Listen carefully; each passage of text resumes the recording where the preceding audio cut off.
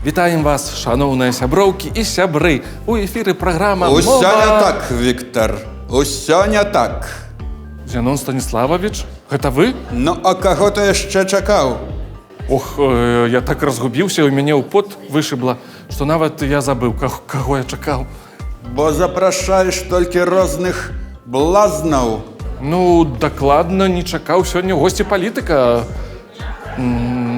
Не Бо вас. сапраўдных палітыкаў у Беларусі няма, акрамя мяне. А мне патрэбныя эфіры. А, ну, раз такая справа, сардэчна запрашаем, Зянон Станіславович. Гэта сюрпрыз. Вітаю, сябры. Гэта не спадар Зянон, а актор, ну, і ўжо парадыст Алексей Сапрыкін. Ужо парадыст. Вітанні. Вітаю. А Зянона Станіславовича мы запросім іншым разам. Ці ведаеце вы, што Адам Міцкевіч прасіў называць сябе Міцкевіч, бо ягонае прозвішча паходзіць ад беларускага імя Міцька, што з'яўляецца адной з формаў імя Зміцер. А ў лістах да сяброў Адам неаднойчы ўжываў слова «Беларусь», хоць такой краіны тады яшчэ не існавала на мапе. Пад Беларуссю Міцкевіч разумеў усходнія землі цяперашняй нашай краіны, а ў адносінах да заходніх ужываў панятак «Літва». Міцкевіч размаўляў па-беларуску са сваім першым вялікім каханнем Марыляй Верашчакай. У сваіх лекцыях у Лазанскім універсітэце Міцкевіч казаў даслоўна, што беларуская мова, на якой гавораць амаль 10 мільёнаў чалавек, самая багатая, самая чыстая гаворка. Яна ўзнікла даўно і выдатна распрацавана. У перыяд незалежнасці Літвы вялікія князі карысталіся ёю для сваёй дыпламатычнай перапіскі. У адным з лістоў Міцкевіч сумам адзначаў, што, на жаль, па-беларуску, цытата, «пісаных помнікаў мала, толькі статут літоўскі, пісаны моваю найбольш гарманічнаю і найменш скажонаю з усіх славянскіх гаворак». Сябры паэта ўспаміналі, што ён пачынаў складаць вершы па-беларуску. На жаль, ніводзін з іх да нас не дайшоў. Хоць існуе спрэчны верш, які некаторыя даследчыкі прыпісваюць Яну Чачоту, а некаторыя акурат Адаму Міцкевічу. І называецца ён «Беларуская фантазія». Мусіў то я сягоння рана ўстаць, чтоб табе што-небудзь сказаць.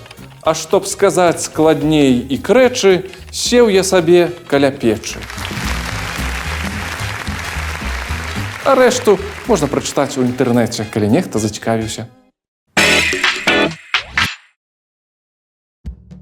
У кожнага свая дарога да беларушчыны. Это мяне заўсёды цікавіла і цікавіць, і натхняе. Якая ж была вашая матывацыя, і што вас прывяло да беларушчыны, і вы ось увайшлі ў гэтае кола такіх апантаных беларушчынай людзей? На пачатку я скажу, што мне пашчасціла, бо мае бацькі аддалі мяне ў беларускамоўную школу. Гэта адзін з нейкіх слупоў маёй свядомасці, якую я атрымаў, вучачыся ў беларускамоўнай школе.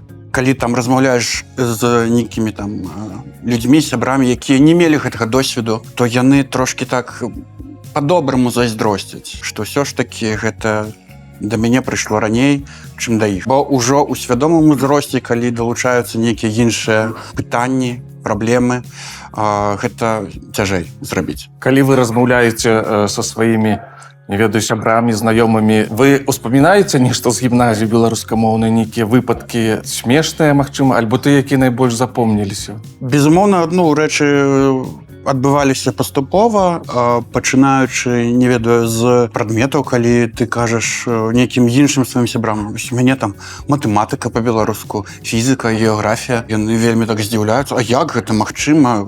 Гэтак далей. Я кажу, ну так, магчыма. Я нават там умоўна не ведаю, як будуць тыя ці іншыя азначэнні па-расейску.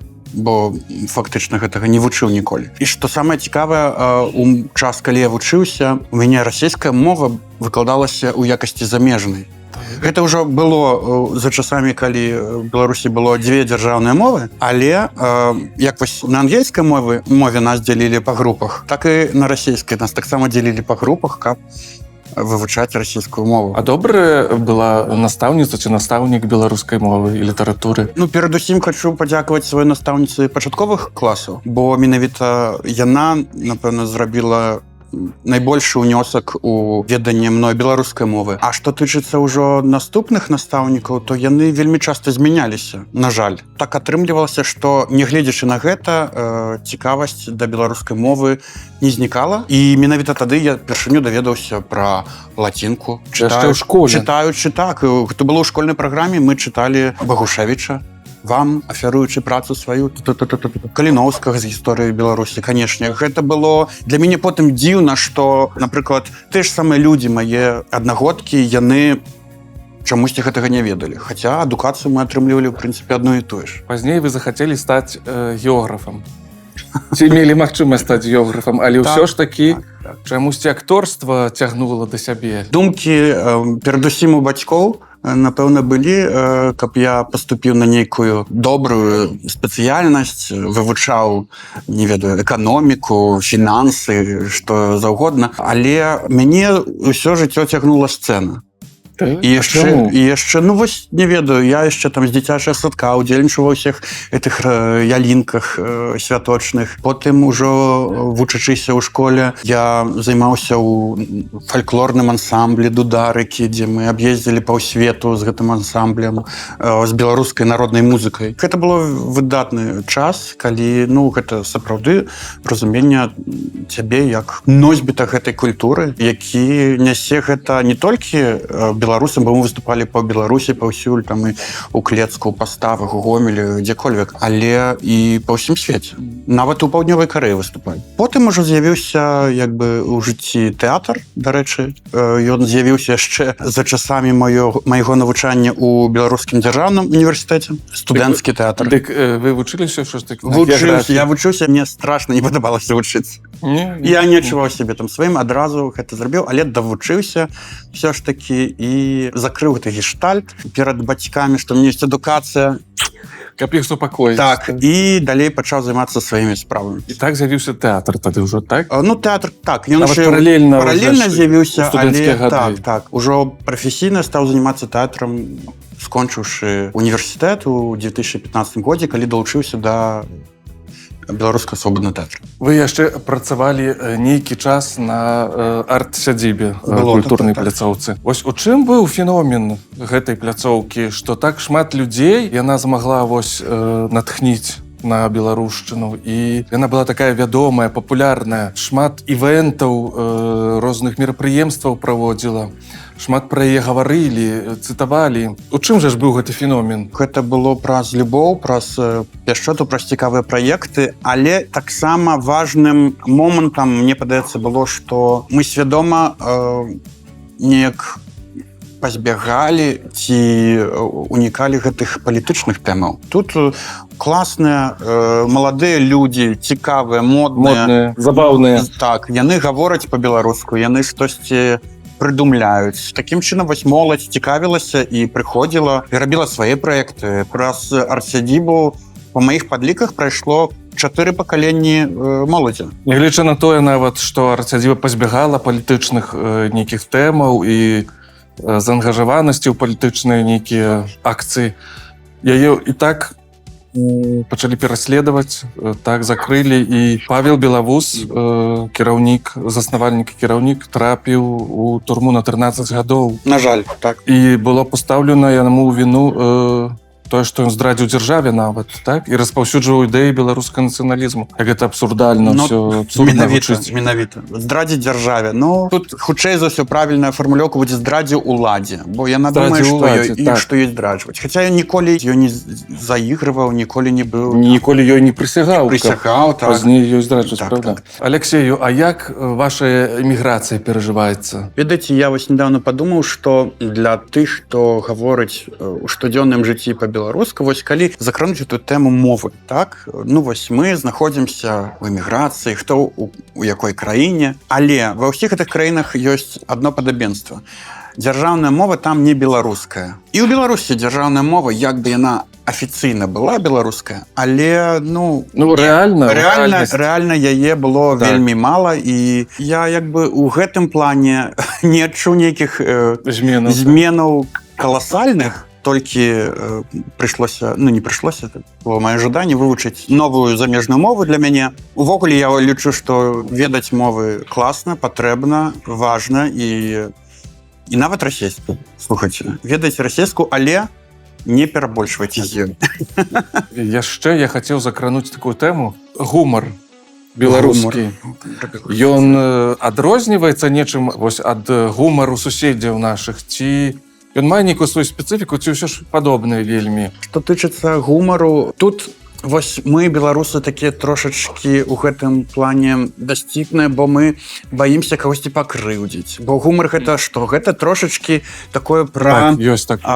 Нейкія там знаходжанне нейкіх недахопаў, нейкіх цікавых, так? пакпіць трошкі дзесьці там, да. Але вось мы такі, вось пажартую я пра таго, ці пра тую, ён або яна пакрыўдзіцца. Не. А з іншага боку, калі мы жартуем, напрыклад, пра палітыку, пра ўладу, гэта змяншае яе важнасць і вартасць, бо яны ж такі ўсе мы, Вось я кажу, героі там распушыліся. глядзя на чо з гэты начасалі. Што ты просто такі вось дурнаваты мужик, то он адразу становіцца такім всё. Такім нейкім звычайным. Так. Карацей, мы спускаем праз гумар іх з гэтага небажыцеляў, Алімпу, з гэтага іхнага Алімпу, які яны самі стварылі для сябе. Так. Але для нас гэта ж не Алімп, гэта так пагорачак можа. І не забывайце, што яны простыя людзі, якіх калісьці назначылі, а потым яны гэта ўсё перайгралі.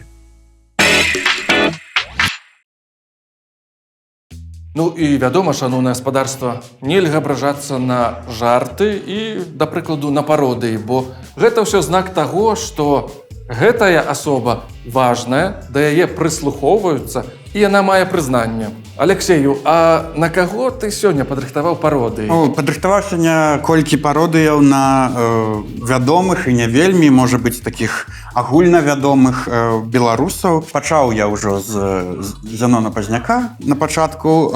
Ёсць яшчэ такая пародыя на, напрыклад, Лявона Вольскага, нашага вядомага музыку.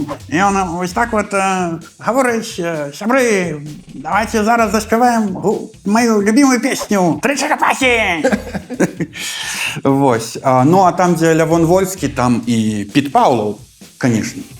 Ведаеце? Вы ведаеце мяне. Вы мяне ведаеце. Мы здымалі вас. Я граю на гітарах. Ведаеце? Мяне зовут Піт Паўлаў. Я Піт Паўлаў. Ведаеце? І па маіх самых любімых прайдуся. Гэта, напрыклад, калі агульна сказаць, гэта чалавек беларускі, беларус з Падляшша. Калі па асобах называць, напрыклад, Павел Станкевіч. Які ён гаворыць вось так, вось такімі вось: мы тут спрадвеку Беларусі на Падляшшу жывем, тут працуем, тут так, мы маем польскае грамадзянства, але так здарылася, што мы не меншыя беларусы, чым вы. Мы вас таксама здымалі, Павел. Так, і хочу сказаць, што гэта найбольш любімы мною беларускі акцэнт. І завяршу такі кароткі экскурс у свет пародыяў. Вось такім досыць усім, я думаю, вядомым персанажам, такім беларусам, вось чорны сан, белы вуз, пан Сахі Касы. Вось які: здароў, Віктор, здароў. Што ты меня сёння сюды прывёў? Глядзі, якія афішы, якія. На якой гэта мове яны? На якой? На польскай гэта? Пішыце на польскай. А ведаеш, што моя бабуля гаварыла? Яна так гаварыла: што расейцы, што палякі, нам да дупы, нам да сракі. Вось, яны за словам у кішэні не палезуць, дзе працытуюць Вінсента Дуніна Марцінкевіча. Таксама могуць, таксама чыталі. А ці мы зможам гэта даць у эфір? Толькі пытанне. Это Вінсент Дуніна Марцінкевіч, прабачце. Цытата. Это цытата. Слоў. Не выкінеш. Пінская шляхта, між іншым. Такое заданне з зорачкай. А мяне вы маглі б спарадаваць?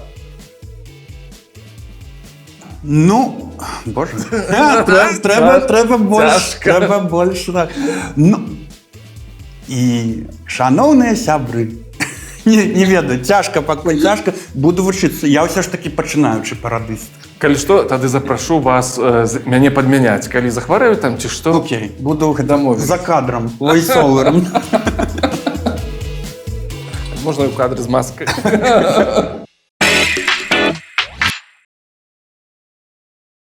А ці ведаеце, што беларускую мову называюць адной з самых мілагучных моваў свету?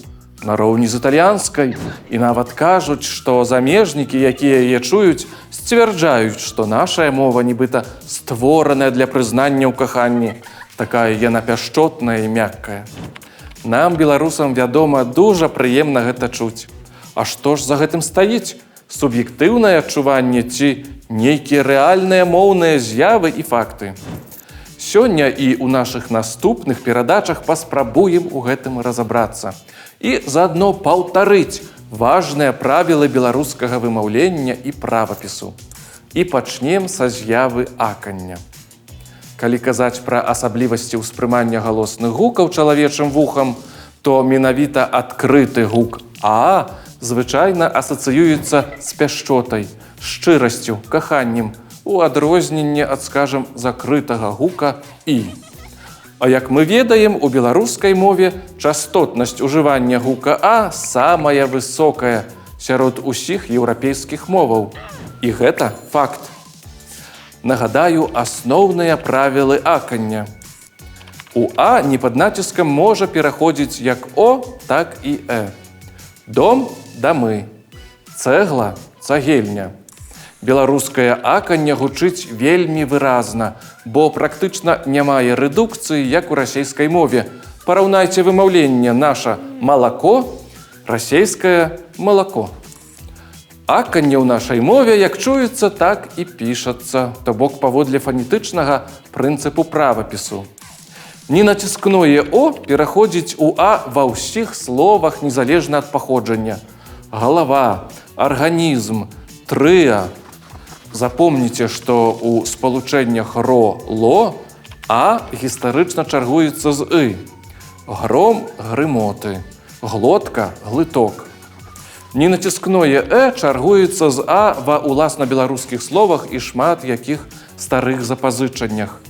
Адрас, драўляны, а таксама ў агульных назоўніках, якія заканчваюцца на «р», «л», «л». Фламастар, хостал, шніцаль. У іншых запазычаннях «э» звычайна захоўваецца. Рэспубліка – элемент. Працяг будзе. Чаго нам, беларусам, у эміграцыі нашай супольнасці беларускай не хапае, бракуе тут на чужыне, так бы мовіць? Скажу, мне здаецца, непапулярную думку, бо шмат ужо часу мінула з усім вядомых падзей, ужо амаль 5 гадоў. Слухайце, 5 гадоў. 5 гадоў это. Варта, мне здаецца, не толькі замяніць, я не ведаю, краіну, уладу, месца жыхарства, нейкія звычкі, а змяніць іх. І вось эта літара «а», то, што я выкарыстаў, яна вельмі там важная, і што яе трэба выкарыстаць. Змяніцца самому, змяніць цалкам ход сваіх думак і лад жыцця, бо часта заўважаю, што шматлікія там і арганізацыі, якія дбаюць там і за мовы, і добрыя мэты маюць, і каштоўнасці, і гэтак далей. Яны як вось з'ехалі з Беларусі, а Беларусь іх як быццам бы і не з'ехала. Бо, ну, вось... Гэта вось дыктатарская Беларусь, так? Яны, то есть, як былі прызвычайны жыць вось пры гэтай дыктатуры, не ведаюць, як па-іншаму жыць, так і тут пачынаюць вось гэтымі самымі метадамі працы апеляваць. Ну, а каб мы штосьці іншае новае пабудавалі, трэба карэнным чынам, мне здаецца, змяніць падыходы. І вось гэта тычыцца і мовы, і жыцця, і ўсяго на свеце. Ну, для шмат каго з нас эміграцыя гэта не быў выбар, уласны выбар, гэта вымушаная нейкая мера. Але можна выкарыстаць і гэты вось цяпер наш стан сучасны дзеля таго, каб навучыцца, каб нешта даведацца, спазнаць новае. Слухайце, перад намі зараз адкрыты ўвесь свет. Вось ён, толькі працягні руку. Не думаю, што ёсць нейкія перашкоды, вучыць розныя мовы. Перадусім не забывацца пра сваю родную мову. Пра Сябры. беларускую. Так, пра беларускую. Гаварыце на ёй хаця б дома, хаця б у нейкім коле сваіх знаёмых і сяброў. Бо гэта таксама важна. Гэта пакідае вам сябе, сваю тоеснасць. Ну і быць адкрытым да свету і не баяцца туды заходзіць. Дзякуй вялікі Аляксею. Дзякуй, Віктор. Таму будзьма пашыраць беларушчыну па ўсім свеце, знаёміць свет з намі, з нашымі ідэямі, з нашай радзімай, з нашай сапраўднай гісторыяй. Ну і працуйма. Абавязкова.